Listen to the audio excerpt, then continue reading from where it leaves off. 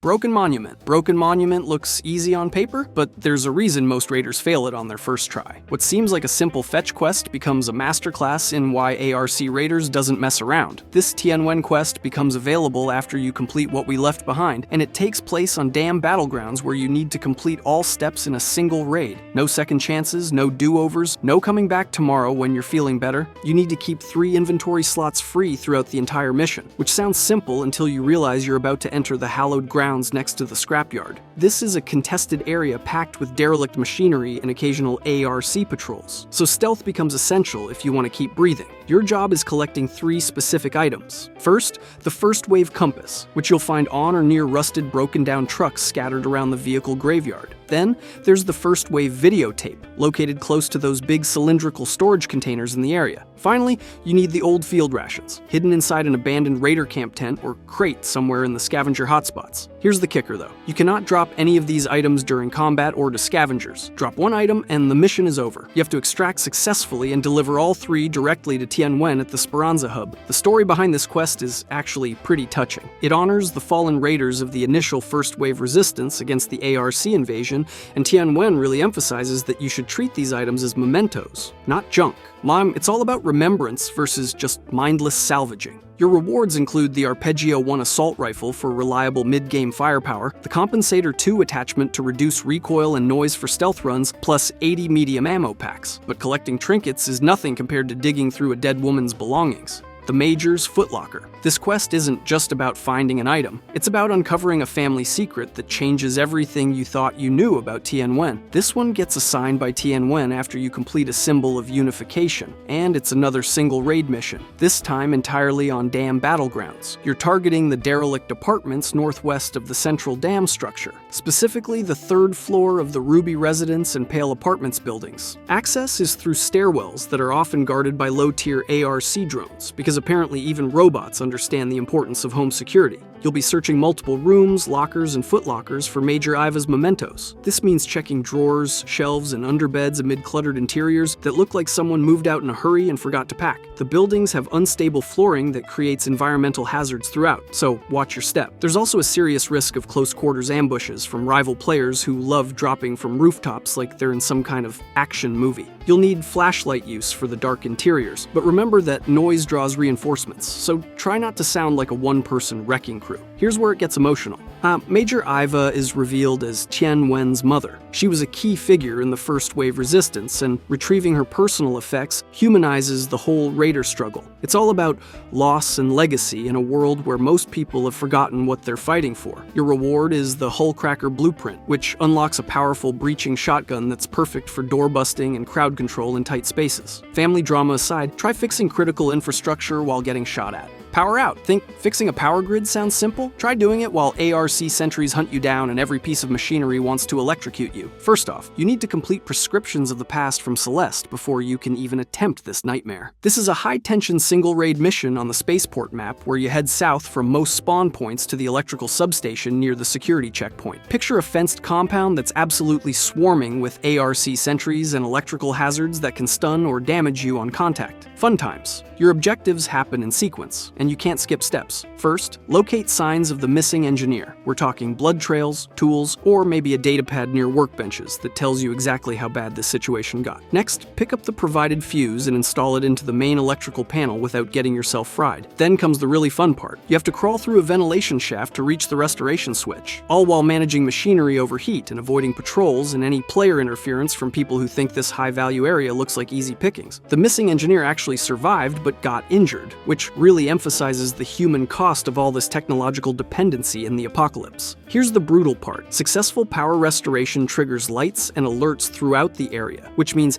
every enemy in the vicinity now knows exactly where you are. This forces an immediate hasty extraction where you're basically running for your life. The lore reveals how ARC sabotage keeps crippling raider infrastructure, but also shows the community resilience of people who refuse to give up. You get the Radio Renegade bag variant for expanded carry capacity, plus crafting materials like 5 wires, 5 explosive compound, and 5 oil for utility bombs and repairs, but even that chaos is manageable compared to climbing into a sniper's paradise.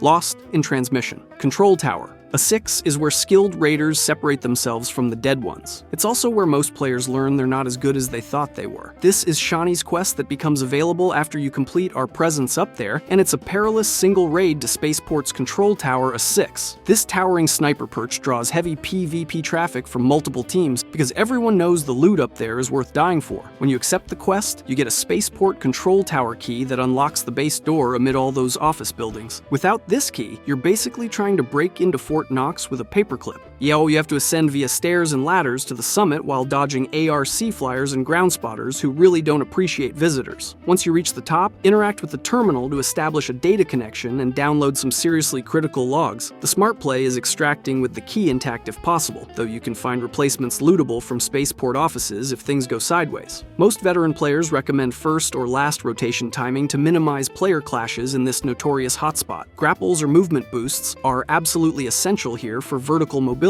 and finding cover when things get spicy. The downloaded logs expose anomalous ARC activity and hint at some brewing threats that nobody's talking about yet.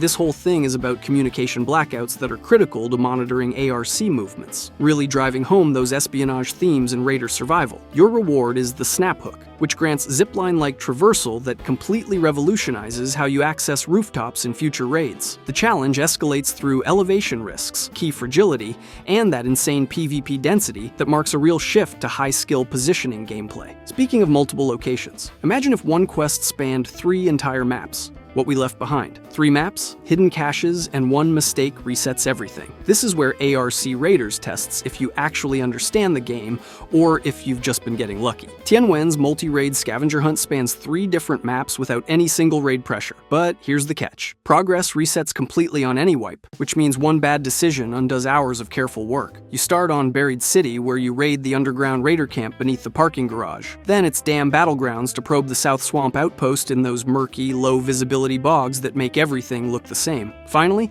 Spaceport, where you infiltrate Bilgoon's hideout, adjacent to container storage. Each location has its own special brand of misery. On Buried City, you're looting 2 specific containers amid collapsed tunnels and lurker threats that come out of nowhere. Dam Battlegrounds has you searching for significant relics in swamps that are absolutely teeming with agile ARC variants that move like they're caffeinated. At Spaceport, you're hunting for hidden caches that are guarded by tripwires and patrol routes designed by someone who clearly hates raiders. Every site demands container interaction hunts that are often obscured by debris, because nothing in this game can ever be straightforward. You need adaptive loadouts for each map. Silenced weapons for stealth, lights for dark zones, maybe some medical supplies for when things inevitably go wrong. This quest promotes map mastery and loadout planning across diverse environments better than any tutorial ever could. The lore is all about abandonment and reclamation, basically unearthing the discarded history of Raider society to fuel present defiance against the ARC occupation. Your attachment rewards include Muzzle Brake 2 for recoil control, Vertical Grip 2 for ADS speed, and Stable Stock 2 for stability, which seriously bolsters your weapon handling for sustained firefights. But cross-map logistics are nothing compared to a full-scale endurance marathon. Celeste's journals. Celeste's past holds secrets that could change the war if you can survive long enough to find them. Most players don't. This quest is one of the prerequisites you need to complete before you can attempt back on top, and it's a grueling single-raid traversal of the entire Dam Battlegrounds map that will test every survival skill you've learned. You sprint south to the swamp outpost through fog-shrouded mires that are absolutely alive with venomous ARC variants and visibility-limiting fog that turns navigation into a guessing game. You need to loot 1 journal from the central shack amid all these swamp dangers, which sounds easy until you realize how many things in that area want to kill you. Then, you sprint north to the outpost overlooking Red Lakes, which is a cliffside perch that requires elevation climbs past drone nests for the 2nd journal. Now you have to haul both fragile quest items back to extract without dropping either one. These journals are not sturdy, and combat is absolutely not optional on this route. The optimal strategy involves looping via low-traffic paths, but aggressive routing invites ambushes from players who know exactly where you're headed. Drones or medical supplies become essential to mitigate stamina drain across this massive map, because running out of stamina in the middle of nowhere is basically a death sentence. This quest fuses endurance running, 2-point collection, and payload protection in one of the biggest maps in the game. The journals unveil Celeste's pre-invasion research and the emotional scars she carries from the ARC war. which really deepens NPC character bonds and reveals bioresearch themes in the ongoing Resistance. Your rewards include the magnetic accelerator for charged mid-range shots that hit like a truck, plus heavy gun parts and Exodus modules for serious upgrades to your arsenal. Even that brutality pales next to painting targets on your back across 4 maps, back on top. Spray painting targets sounds harmless until snipers start lining up their shots. This quest puts you in the crosshairs on purpose, and it knows exactly what it's doing. This is Tianwen's prerequisite heavy quest that requires you to complete Celeste's journals, Eyes in the Sky, and Major's Footlocker before you can even think about attempting it. It's a multi-raid marker quest spanning 4 different maps, and each location requires climbing to exposed summit positions where everyone can see you coming from a mile away. On Blue Gate, you spray the white lookout tower south of Warehouse Complex, which sits in open fields with 0 cover options. Dam Battlegrounds makes you reach the Pattern House rooftop via puzzle-accessed parkour that's designed to slow you down while enemies line up shots. At Spaceport, you're marking the South Trench Tower amid active trench warfare zones where bullets are flying constantly. Buried City has you targeting a mural-adorned building in buried properties that's vertically contested by multiple teams. Each mark uses provided spray paint on summits that require climbs, jumps, arm and exposures that would make a mountain climber nervous. The fact that these are separate raids allows you to gear specifically for each map, but you need pinpoint landmark identification skills because getting lost means starting over. Every single position is prone to sniper fire or enemy player drops from above, because apparently everyone else knows these locations are important too. This whole quest represents strategic high ground reclamation that symbolizes the growing raider resurgence against ARC